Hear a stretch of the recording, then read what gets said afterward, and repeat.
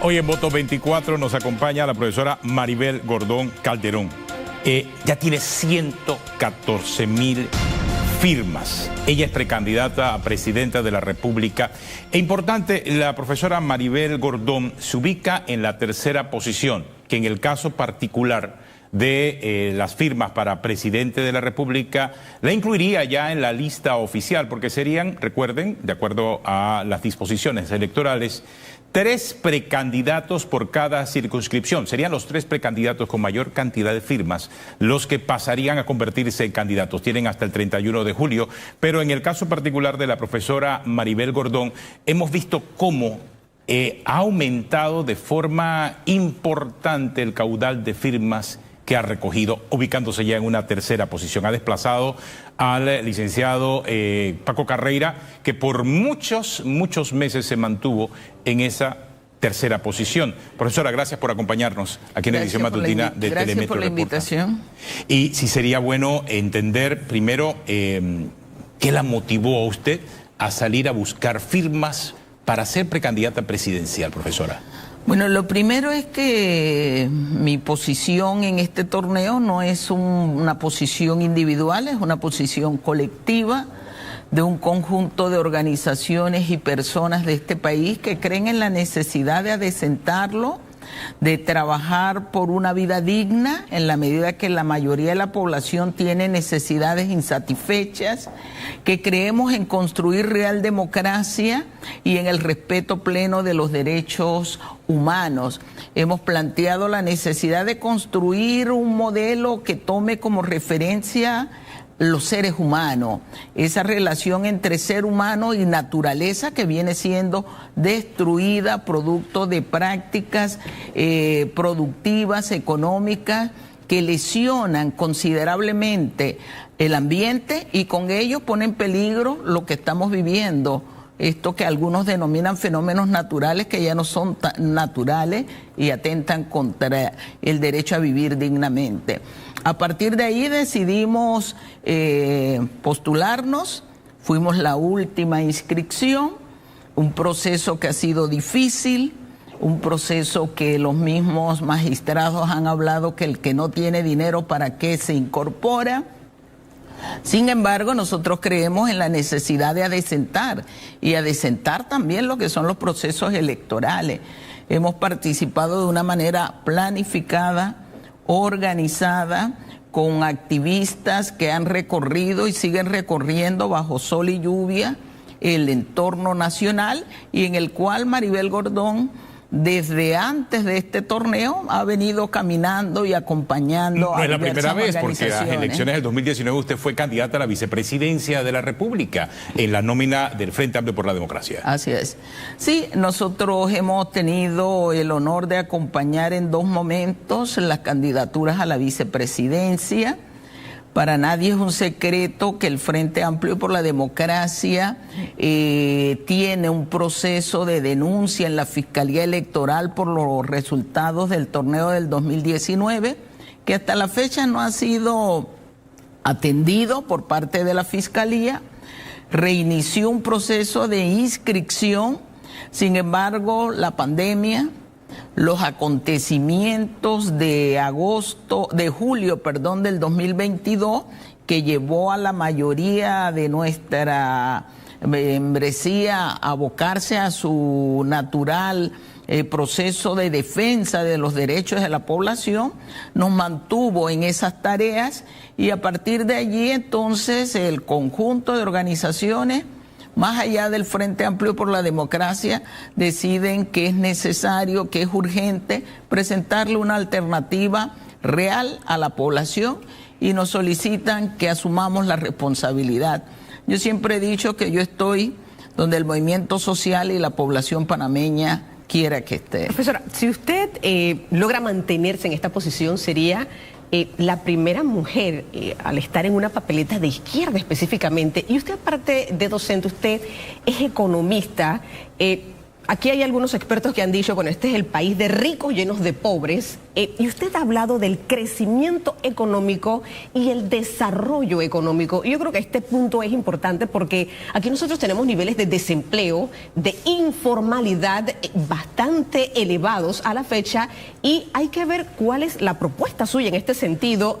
¿Cómo bajar realmente ese índice de informalidad y cómo proporcionar a las futuras generaciones esos empleos, profesora, que a todas luces son importantes en el desarrollo de una nación?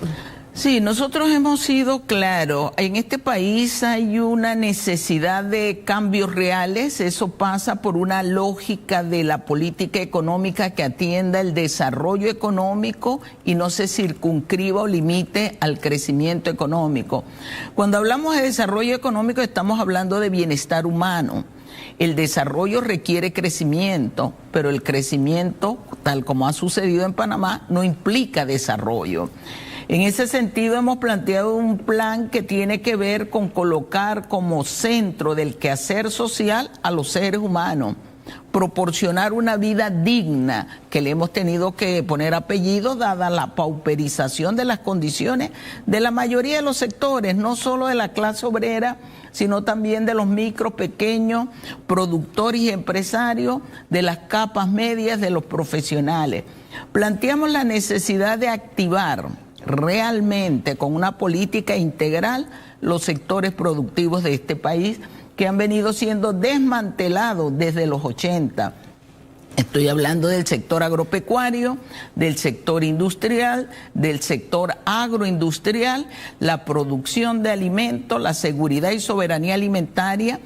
Esa propuesta mira varios elementos. Uno de ellos, la vida rural, la vida campesina, la vida de las comarcas.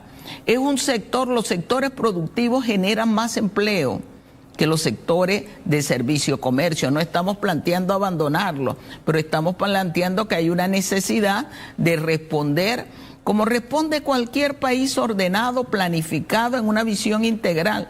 Son los sectores productivos los que demandan servicio. En el caso de Panamá, si no estamos produciendo, ¿a quién está sirviendo el servicio? Eso permite generar empleo, empleo digno, y a partir de allí lo que los economistas llamamos la dinámica del flujo circular de la economía se activa. Se comienza a desarrollar este flujo de capacidad de poder económico de la población para demandar bienes y servicios, por ende la necesidad de producir más, por ende la necesidad de invertir más, contratar más empleomanía, se realiza de mejor manera el acto de comercialización de los productos, es decir, el acto de compra y venta, y comienza nuevamente un flujo de manera creciente, que es lo que se aspira en una economía ordenada y no hipertrofiada, que es la que tenemos en Panamá. Profesora, y hay que aclarar, la profesora Maribel Gordón es catedrática de la Universidad de Panamá. Es política, pero su desempeño como catedrática en la Universidad de Panamá es notable. Así que tengo la pregunta acerca de la educación. O sea, ¿cuál sería su propuesta para transformar el sistema educativo? Sabemos que estamos viviendo unos tiempos en donde el problema de la educación ha sido una promesa de vieja data de todos los candidatos presidenciales. Y hasta la fecha ninguno ha podido cumplir. O sea, ¿qué prometería usted para mejorar la calidad educativa? Bueno, yo creo que la realidad concreta de este país demuestra que esas promesas han sido discurso y no una intención de ordenar. Si yo quiero hablar de la educación, yo tengo que tener definido previamente un elemento que es central. ¿Qué clase de país quiero? ¿Hacia dónde va Panamá? ¿A quiénes queremos proyectar, beneficiar? Y esto implica entonces dar una política educativa que mire el conjunto nacional, una fuerza de trabajo capacitada, formada en términos de las necesidades y requerimientos, no solo del mercado, sino fundamentalmente del desarrollo nacional y social. Aquí se habla mucho de calidad de la educación, sin embargo vemos que ningún gobierno a la fecha ha cumplido un elemento normativo que dice que mínimamente la educación debe tener un presupuesto de 6%. Otros países con menores riquezas, sus presupuestos en educación son de 12% y más del Producto Interno Bruto. En Panamá, cada vez que comienza el ajuste presupuestario, hay dos sectores al que se le recorta: educación y salud. Entonces ha sido más discurso. Hay necesidad de mirar en conjunto con el proceso de educación la necesidad de una educación pública. Eso lo han hecho los países que han querido apostar al desarrollo, brindar esa oportunidad. En nuestro país es obligatorio hasta el 9º grado. Un 36% de los estudiantes no pasan a la media. ¿Qué pasa con esos jóvenes? Nuestros colegios carecen de la infraestructura básica: laboratorios, canchas deportivas, centro cultural, en algunos casos áreas rurales, lo que podíamos llamar estos dormitorios para que puedan acudir. Es decir, hay un déficit en esa materia, y aunado a ello, la infraestructura existente es una infraestructura que colapsó, que se constituye en verdaderas trampas de muerte. Y hay una política además de cercenar la organización en los sectores educativos, y me estoy refiriendo a los sectores estudiantiles que han sido desmantelados sus organizaciones, y después hay una queja que ¿dónde está la juventud? Yo vengo del Instituto Nacional, donde teníamos clubes de ajedrez, clubes de oratoria, centro de estudiantes, y todo eso se ha ido mermando, y eso genera poca capacidad de la juventud para tener pensamiento crítico. La educación tiene que ser científica y técnica. Y si eso es así, hay que apostar a algo que el presupuesto en Panamá también es bajísimo: innovación y tecnología, investigación. Más presupuesto para la educación. ¿A quién quitarle para darle la educación? Yo no creo que haya que quitarle a alguien per se. Yo lo que creo que el presupuesto tiene que ser ordenado. El presupuesto nacional tiene un porcentaje significativo de gastos innecesarios. Las prioridades no están en función de los objetivos que debería tener el país, pero además el 4% del Producto Interno Bruto se va en corrupción. Y yo creo que allí hay un elemento central, fundamental, profesora, para ordenar. Sí, en su propuesta, estos cambios de los que usted habla, y vamos a quedarnos en materia educativa, 5 años son suficientes para ello, porque aquí tenemos desde niños de prekinder, kinder, primer grado, que no tienen a la fecha de hoy un docente, y la próxima semana termina el primer trimestre, educadores que cuando le escriben los planes en el tablero, escriben en imprenta y corrido cómo aprende. Es decir, el tema de calidad va en todo el sentido de la palabra, no solamente entrenamiento de los educadores, compromiso de los padres de familia, sino también el entorno de infraestructura. 5 años son suficientes en su propuesta para todos estos cambios. Yo soy economista y me especializo en planificación y en política económica. Ese es el tema, planificación. Aquí hay la necesidad de la planificación. Hay necesidades que deben de ser atendidas inmediatamente. Aquí los gobiernos se pasan el primer año diciendo, bueno, es que el otro no hizo, y eso los lleva 3 y 4 años de la gestión. Aquí hay necesidades que se deben atender de plazo inmediato. Hay otras acciones que deben ser tomadas en el corto plazo y en el mediano plazo. La gestión de un gobierno es de mediano plazo, pero debe dejar sentadas las bases de una visión estratégica, y ello demanda plena participación para lo que nosotros los economistas decimos que es política: toma de decisiones, y la toma de decisiones requiere participación del conjunto social. Aquí se excluye en la toma de decisiones al objeto y sujeto de la educación, los estudiantes. Cuando Finlandia apostó, lo primero que hizo fue esa reflexión y convirtió un orden distinto a lo que dan nuestros países. Profesora, sobre la Caja de Seguro Social, ¿cuál es la propuesta que pudiese estar presentándole al país de considerarse ya candidata a la presidencia de la República? Bueno, nosotros hemos sido claros, no de ahora de campaña, sino desde hace mucho tiempo. Resolver los temas de la seguridad social significa resolver temas estructurales. Uno, lo que hemos venido planteando, el modelo de crecimiento económico. Aquí el modelo es concentrado en pocas actividades, pocas regiones y pocas manos. ¿Por qué demanda de resolver el problema del crecimiento? Porque eso es lo que me va a permitir una lógica de constituir posibilidades y oportunidades reales de empleo. Eso me lleva al segundo tema estructural, necesidad de acabar con el divorcio entre empleo y seguridad social. Si el 60% aproximadamente de la población está en informalidad laboral, estoy diciendo que es una población que no va a cotizar a la seguridad social. Si lo que predomina es la inestabilidad laboral, es una población que no cotiza. Y la mayor fuente de ingresos que tiene la seguridad social son las cuotas. Hay que ordenar eso, romper, y eso lo ha dicho la propia OIT, que uno de los grandes problemas de la seguridad social es el divorcio entre seguridad y mercado laboral.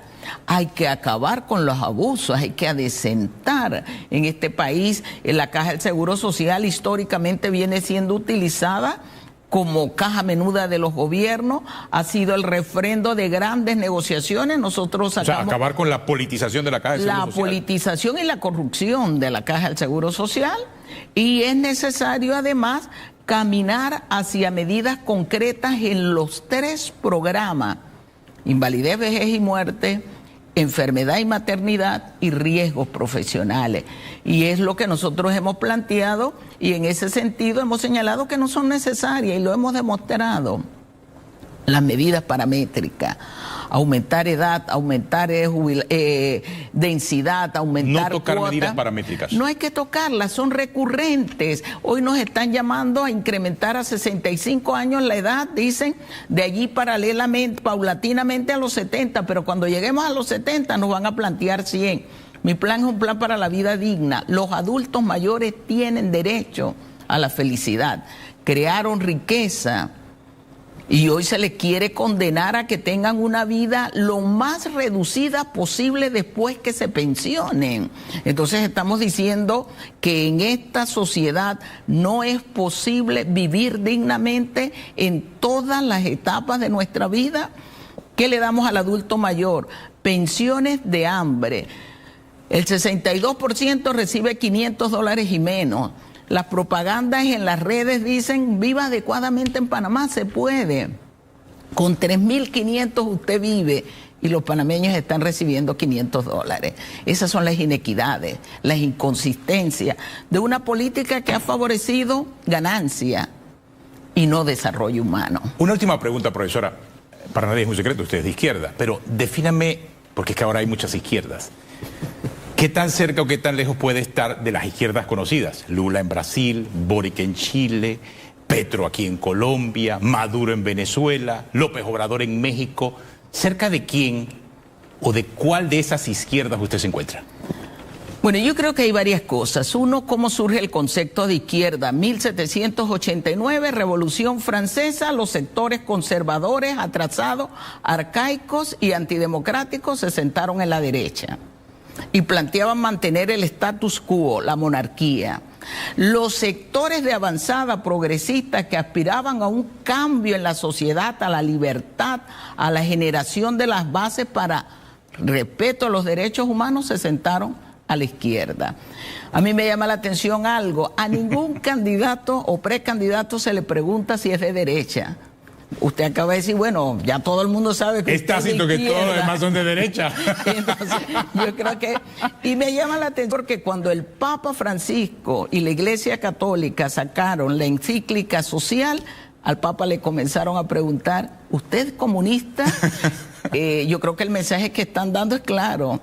Pareciera ser que solo sobre la izquierda hay la expectativa, la esperanza. Ese es el mensaje, porque son quienes piensan en el acceso al agua potable, a la salud, a la educación, a la vivienda, a las necesidades fundamentales de vida, al desarrollo armónico, seres humanos, naturaleza.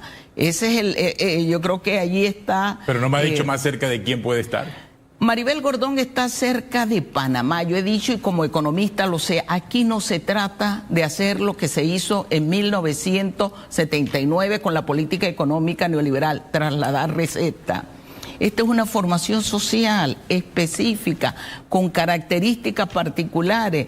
Panamá se va a dar y requiere su propio modelo de desarrollo económico, social. O sea, no importar ningún modelo de izquierda de ningún otro país. Yo he dicho, tomaré los casos y las políticas y las medidas las analizaré que son correctas para Panamá de cualquier latitud del mundo.